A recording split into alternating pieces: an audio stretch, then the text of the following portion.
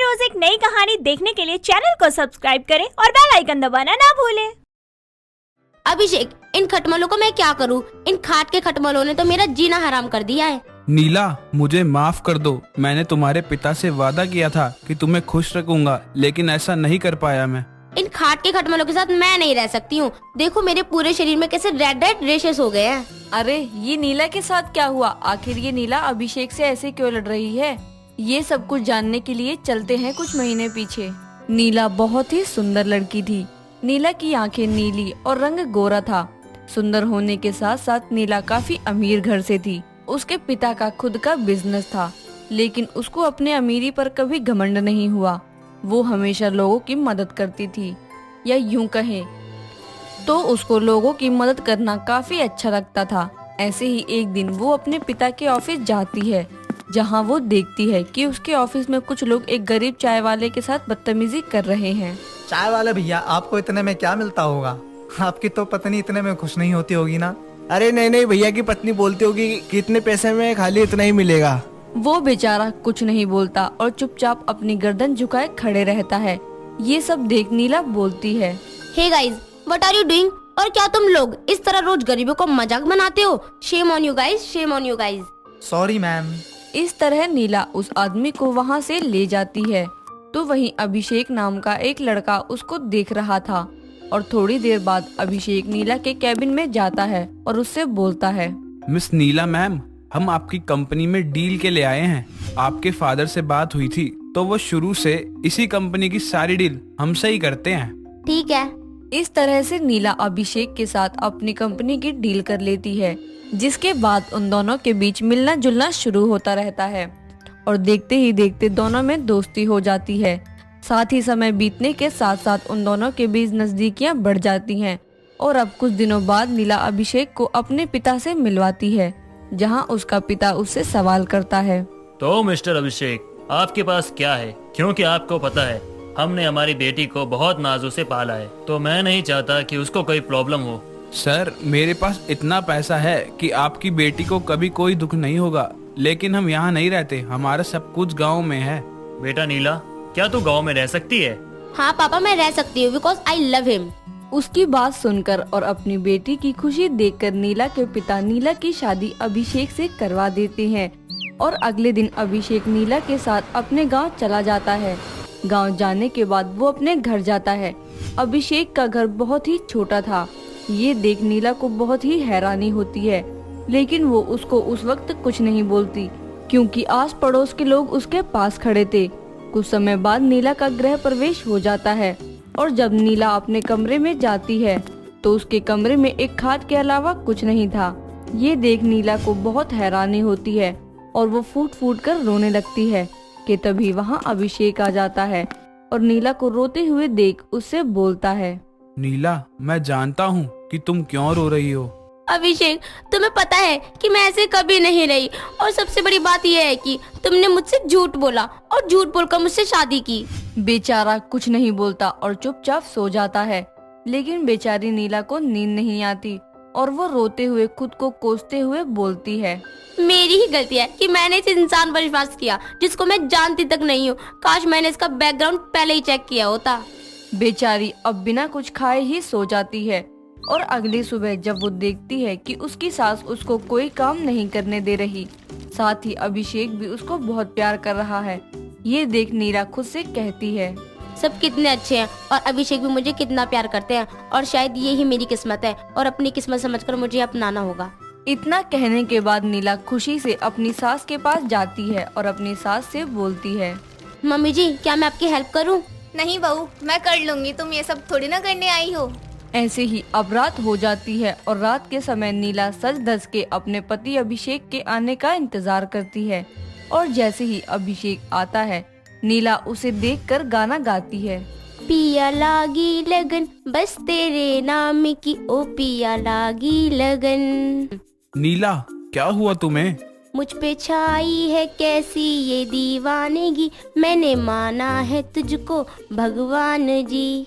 Are you okay? Yes, I am okay, but मैं तुमसे प्यार करती हूँ। इस घर को और इन सबको मैं अपनी किस्मत समझकर इनको अपना रही हूँ। इतना कहकर नीला अभिषेक को अपनी बाहों में भरती है और लाइट्स बंद करके सो जाती है। लेकिन आधी रात को नीला की आंखें खुल जाती हैं। नीला को ऐसा महसूस होता है कि उसके शरीर पर कुछ काट रहा है और जब नीला उठती है तो वो अपने पति से बोलती है, इन खाट के खटमलों के साथ मैं नहीं रह सकती हूँ। अरे यार मच्छर होंगे, सो जाओ ना तुम। देखो मेरे पूरे शरीर में कैसे रेड रेशेस हो गए हैं। अभी देखो ना, कुछ काट रहा है मुझे। अभिषेक तो सो जाता है लेकिन नीला को नींद नहीं आती। लेकिन फिर भी वो सोने की पूरी कोशिश करती है। कुछ समय बाद सुबह हो जाती है और जब नीला बाहर जाती है तो उसकी सास उसको देखकर बोलती है, अरे बहू, तेरे शरीर पर ये लाल निशान कैसे हो रहे हैं? पता नहीं मम्मी जी, रात को मुझे काट तो रहा था, लेकिन क्या ये नहीं जानती। और क्या होगा? खटमल होंगे। क्या खटमल? हाँ, यहाँ हर जगह खटमल है और खासकर खाट पर होते हैं। ओह माय गॉड, इसका मतलब मुझे मच्छर ने नहीं काटा। इतना कहते ही नीला अब अपने कमरे में चली जाती है। एक बार फिर रात के समय अपने पति के साथ खाट पर सो रही थी, लेकिन इस रात भी खाट के खटमलों ने नीला को सोने नहीं दिया और इस रात नीला पूरी रात नहीं सोती और वो खटमल से इधर उधर भागती रहती है। और एक बार फिर सुबह जब वह अपने हाथ पैरों को देखती है तो उसके पूरे शरीर पर लाल लाल निशान थे। यह देख वह अभिषेक को बोलती है, अभिषेक देखो यार, तुम्हारे इन खाट के खटमलों ने मेरा जीना हराम कर रखा है। तुम्हें पता भी है रात को मैं कैसे सो रही हूँ? पूरी रात मैं इन्हें भगाती रहती हूँ। यार नीला बस भी करो अब। अच्छा तो अब तुम मुझ पर चिल्लाने भी लगे हो? वाह, सही है, कोई बात नहीं, बहुत हो गया। अब मैं और यहाँ पर नहीं रह सकती हूँ, समझे तुम? हाँ हाँ जाओ। हाँ हाँ जा रही हूँ, तुम रहो अपने खटमलों के साथ। इतना कहकर अब नीला अपना सामान पैक करके घर से निकल रही होती है कि तभी उसकी सास उसे रोकते हुए बोलती है, बहू, जो तू देख रही है, आज से कुछ साल पहले ऐसा नहीं था। पहले हमारे पास सब कुछ था, धन दौलत, कंपनी, सब था। लेकिन जब अभिषेक के पिता की तबीयत खराब हुई तब हम लोगों ने अपना सब कुछ दांव पर लगा दिया। उसके बाद अफसोस की बात तो ये रही, ना तो इसके पिताजी बच पाए और ना ही हमारा कुछ। और मेरा बेटा तुझसे बहुत प्यार करता था, इसलिए तुझसे झूठ बोलकर शादी कर ली। मैं तेरे आगे अपने बेटे की प्यार की भीख मांगती हूँ। क्या तू मेरे बेटे को उसका प्यार नहीं देगी?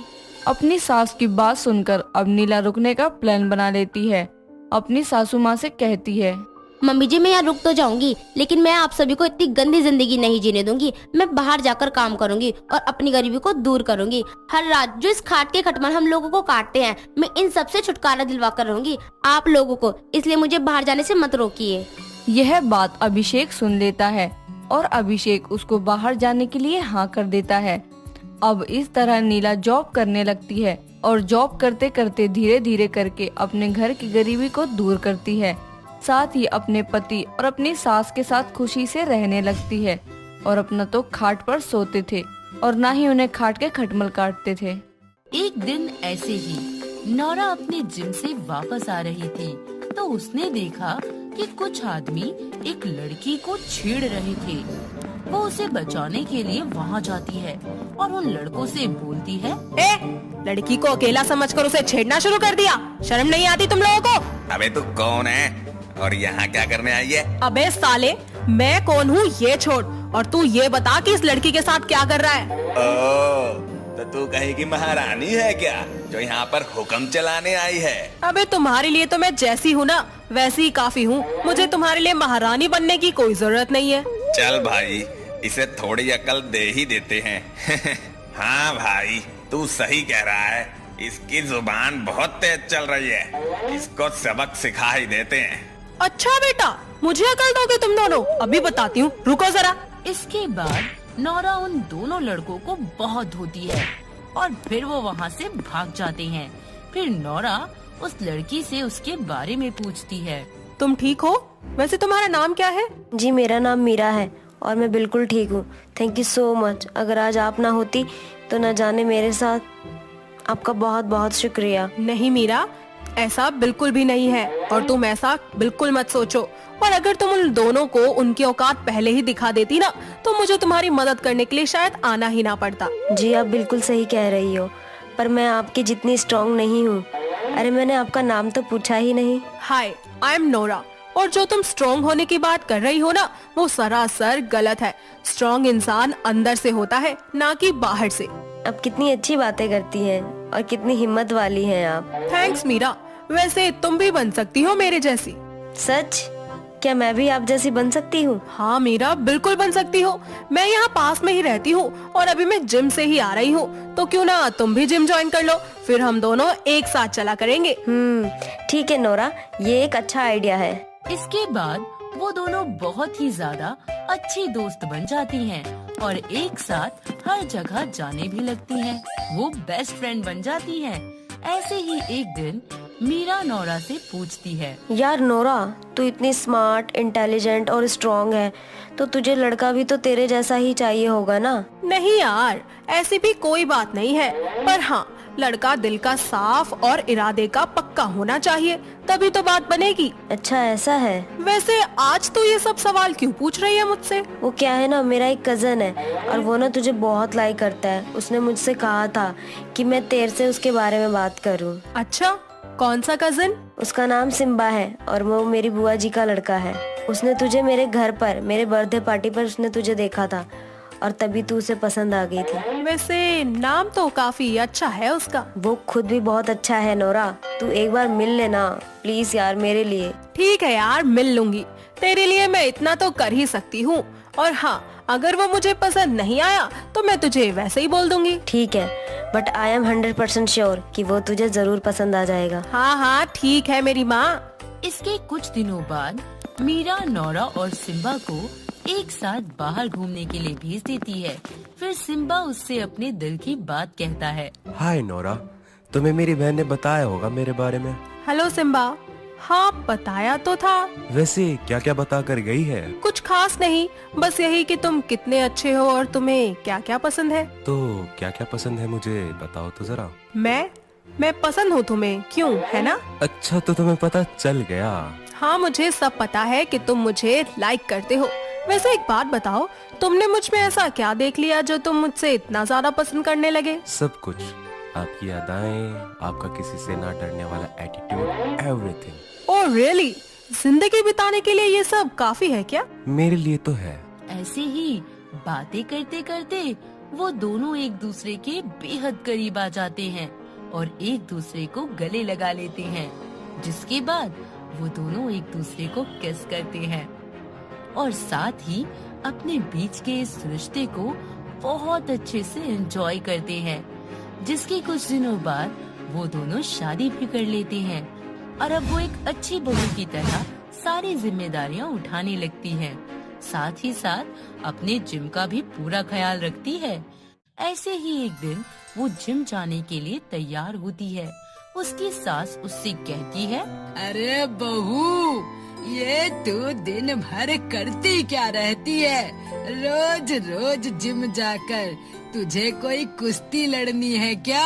नो मॉम, मैं जिम सिर्फ इसलिए नहीं जाती क्योंकि मुझे किसी कंपटीशन में पार्टिसिपेट करना है, बल्कि मैं जिम इसीलिए जाती हूँ ताकि मैं फिट और एक्टिव रह सकूँ। तो तू घर में ही काम कर लिया करना, उससे ही फिट हो जाएगी तू। क्या? कैसी बातें कर रही हैं आप मॉम? मैं तो कहती हूँ कि आप भी मेरे साथ जिम चलिए। ए भगवान, ये क्या बोल रही है तू? और नहीं तो क्या, हम दोनों साथ चलेंगे और साथ में अपनी अपनी सेहत भी बनाएंगे। ऐसे ही वक्त बीतता जाता है। नोरा जिम में अब ज्यादा वक्त बिताने लगी थी और घर पर कम, जिसकी वजह से मधु को दिक्कत होने लगी थी। उसे घर के काम खुद ही करने पड़ते थे और भी कई सारी चीजें थी जिनकी वजह से मधु को काफी तकलीफ होने लगी थी। वो एक प्लान बनाती है जिससे वो नोरा का जिम जाना बंद करवा दे। तो वो कुछ गुंडों के पास जाती है और उनसे नोरा को डराने के लिए कहती है। गुंडे नोरा के जिम के रास्ते में जाकर खड़े हो जाते हैं। जब वो वापस आती है तो उसे घेर लेते हैं और उससे कहते हैं, अरे जाने मन, कहाँ जा रही हो इतनी मस्त बनकर? अरे कहाँ जाएगी, आना तो हमारे पास ही है। अरे कौन हो तुम लोग और मेरे पास क्या करने आए हो? अरे भंवरा फूल के पास क्यों जाता है? हम भी बस आपके पास आपकी खुशबू सूंघते सूंघते आ गए। अच्छा जी, तो तुम्हें खुशबू सूंघनी है तो चलो आओ मेरे पास। खुशबू क्या, पूरा का पूरा फूल ही दे देती हूँ तुम्हें, सिर्फ खुशबू का क्या फायदा? इसके बाद नोरा उन दोनों गुंडों को इतना धोती है कि उनकी हालत अधमरी हो जाती है। फिर नौरा उनसे पूछती है कि उन्हें इनके पास किसने भेजा था, तो वो बता देती है कि उसकी सास ने ही उन्हें भेजा था डराने के लिए। फिर नौरा अपनी सास से पूछती है, मॉम, आपने ऐसा क्यों किया? आपने मेरे पीछे गुंडे क्यों भेजे? अरे अरे अरे ताकि तू जिम जाना बंद कर दे। रोज रोज पूरा दिन जिम में बिता कर आ जाती है और घर का सारा काम मुझ बेचारी बढ़िया के सर आ जाता है। हाँ मॉम, अगर मैं जिम नहीं जाती तो उन गुंडों को कैसे पेलती? बात तो तेरी बिल्कुल सही है, पर बेटा कुछ मेरी भी तो सोच। वैसे अब आपकी बारी है मॉम। मतलब? मैंने पहले उन्हें धोया और अब मैं आपको धोऊंगी। अरे अरे अरे नहीं बहू, मुझे मत मारियो, वो तो बच भी गए लेकिन मैं नहीं बचूंगी। हे भगवान, बहू मुझे माफ कर दे। अरे मॉम, मजाक कर रही हूँ, डर क्यों रही है आप इतना? अरे अरे बहू, ऐसा मजाक मत करा कर, मेरी जान हलक के बाहर आ जाती है। हाँ। नहीं नहीं मॉम, ऐसे कैसे आप ऊपर निकल लेंगी? अभी तो मुझे आपके साथ बहुत कुछ करना है। मतलब क्या है तेरा कि बहुत कुछ करना है? हाँ। चिल मॉम, डोंट वरी, कुछ ज्यादा नहीं करूँगी मैं आपके साथ। तू चिल करने के लिए कह रही है? यहाँ मेरी हालत खराब हो रही है। सिर्फ एक शर्त पर कुछ भी नहीं करूँगी मैं आपके साथ। अगर आप मुझसे वादा करो कि आप भी मेरे साथ रोजाना जिम चलोगी। मैं वादा करती हूँ, तू जैसा कहेगी मैं वैसा करूँगी। और हाँ, अब मुझे समझ आ गया है, हम दोनों साथ में जिम जाएंगे, कसरत करेंगे। इसके बाद मधु नौरा को जिम जाने के लिए कभी मना नहीं करती और नौरा भी अब जिम में कम समय बिताया करती है और घर में अपनी सास के काम में ज्यादा ध्यान देती है। अलीशा बेहद ही खूबसूरत लड़की थी और उसके नेचुरल लाल होठ उसकी खूबसूरती को चार चांद लगाते थे, लेकिन उसे अपने इन लाल होठों का बड़ा ही घमंड था। अलीशा अपने गुरूर के आगे बड़े छोटे किसी की कोई इज्जत ही नहीं किया करती थी। ऐसे ही एक रोज उसकी रोड पर ज्योतिका नाम की एक औरत से टक्कर हो जाती है, जिसकी हालत काफी खराब होती है। उसके फटे कपड़े और काले होठ और चेहरे पर मिट्टी देख अलीशा बोलती है, ई, दूर रहो मुझसे, पता नहीं कैसे कैसे लोग होते हैं। हाय, क्या हुआ बेटा, कहीं चोट लग गई क्या? अगर लग गई हो तो मुझे माफ करना। याक, दूर रहो मुझसे, देखा भी है खुद को। ज्योतिका अपनी हालत देखती है, जिससे वो समझ जाती है कि अलीशा उसकी इस हालत को देखकर उससे दूर भाग रही है। थोड़ी ही देर बाद वहाँ उसका बेटा दक्ष आता है, जिसे देख अलीशा ज्योतिका की मदद करने का झूठा बहाना करने लगती है। अरे माँ जी, आराम से, आपको कहीं लगी तो नहीं ना?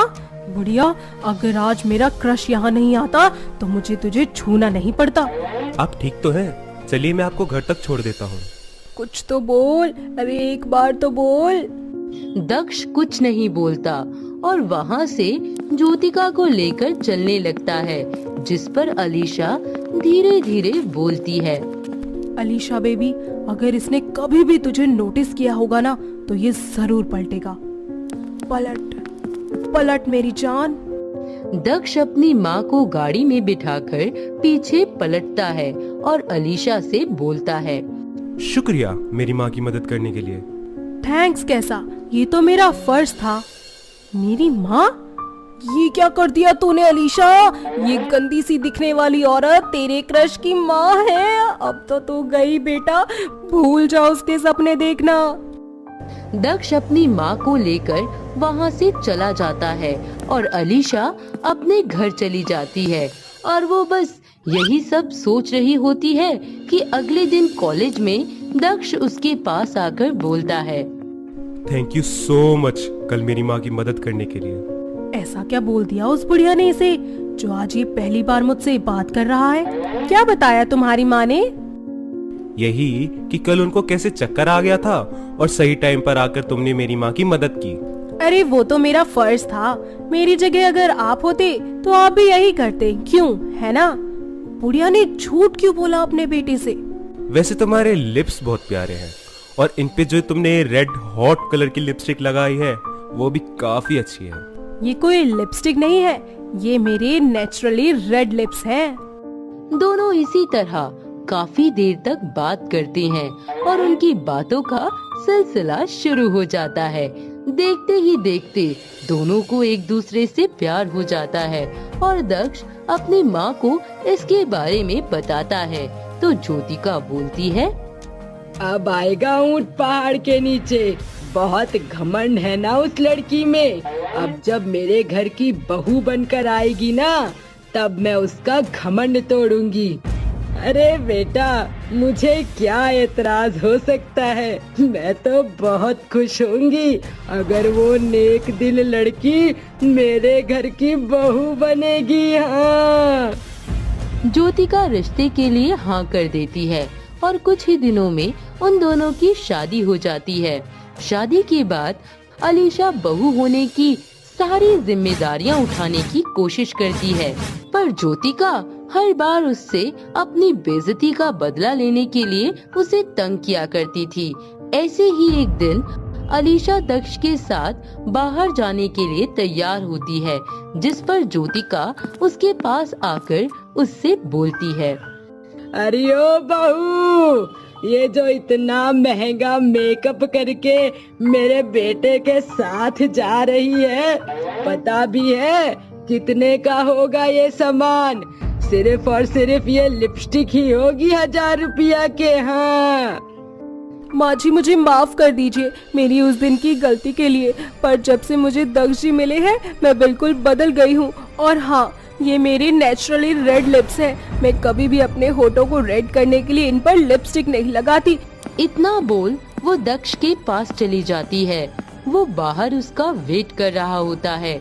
वो दोनों बाहर चले जाते हैं और लेट नाइट को घर वापस आते हैं और एक दूसरे को हग करते हैं, किस करते हैं और दोनों अपने प्यार भरे पलों में डूबकर अपनी रात को और हंसी बनाते हैं। देखते ही देखते कुछ महीने बीत जाते हैं और एक दिन अपनी सास की हरकतों से परेशान होकर अलीशा गुस्से में बोलती है, माँ जी, अगर मैं आपको इतनी ही नापसंद थी तो आपने मुझसे शादी करने के लिए उन्हें हाँ बोला ही क्यों? और उस दिन मेरी सच्चाई क्यों नहीं बता दी दक्ष जी को? अगर उस दिन आपने ऐसा नहीं किया होता तो आज शायद मुझे ये दिन ही नहीं देखना पड़ता।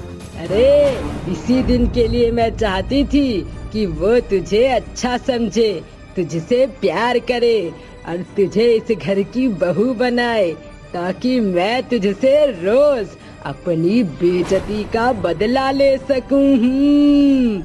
मुझे माफ कर दीजिए माँ जी, उस दिन के लिए मैंने अपनी सुंदरता और घमंड में आपको और न जाने आपके जैसे कितने लोगों की बेइज्जती की है। अब मैं पहले वाली अलीशा नहीं रही हूँ। जब से दक्ष मेरी जिंदगी में आई है मैं बिल्कुल बदल गई हूँ। माँ जी, प्लीज मेरी बात का यकीन कीजिए। अलीशा बार बार अपनी सास से माफी मांगती है, पर ज्योतिका उसको माफी नहीं करती और एक दिन उसके सुंदर रेड लिप्स को खराब करने के लिए उसको एक लिपस्टिक देते हुए बोलती है, अरे बहू, ये मेरी तरफ से, इसे लगा कर देख कैसे लगते हैं तेरे रेड लिप्स पे। पर माँ जी, आपको तो पता है कि मैं लिपस्टिक नहीं लगाती। अगर तूने नहीं लगाई ना तो मैं समझूंगी तू मुझे पसंद ही नहीं करती। तभी तो मैंने पहली बार तुझे कुछ दिया है और तूने मना कर दिया।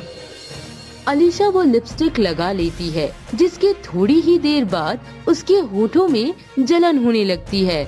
वो अपनी सास से बोलती है, पर ज्योतिका उसकी बातों को अनसुना कर देती है। थोड़ी देर बाद उसके होठों की जलन इतनी ज्यादा बढ़ जाती है कि अलीशा उसको बर्दाश्त नहीं कर पाती और ये बताने के लिए फिर से वो ज्योतिका के पास जाने लगती है। तभी उसको चक्कर आ जाता है और वो सीढ़ियों से नीचे गिर जाती है और उसकी आवाज सुन ज्योतिका आती है।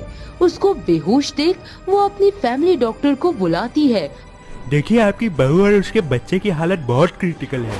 इनको जल्द से जल्द हॉस्पिटल में जाना होगा। अपनी बहू के गर्भवती होने की बात सुन ज्योतिका को अपने किए का पछतावा होता है और वो बिना देरी किए उसे हॉस्पिटल ले जाती है और अपने बेटे को भी वहाँ बुला लेती है। थोड़ी देर बाद दक्ष भी वहाँ आ जाता है और अलीशा और उसका बच्चा दोनों ही ठीक होते हैं। ये जानकर ज्योतिका के जान में जान आ जाती है और फिर वो अपनी बहू से माफी मांगती है। बहू, मुझे माफ कर दे। आज मेरी गलती की सजा सबको मिल जाती। माँ जी, आप माफी मत मांगिए, आखिर गलती तो इंसान से ही होती है ना। अलीशा अपनी सास को माफ कर देती है और सब थोड़ी देर बाद घर चले जाते हैं और कुछ ही महीनों बाद अलीशा एक प्यारी सी बेटी को जन्म देती है जिसके लिप्स हूबहू अलीशा की तरह रेड होते हैं। और फिर क्या, सब एक साथ खुशी खुशी रहने लगते हैं। दोस्तों, अगर आपको ये कहानी पसंद आई तो इसे लाइक करें, शेयर करें और कमेंट करके बताएं कि कहानी में आपको सबसे अच्छा क्या लगा।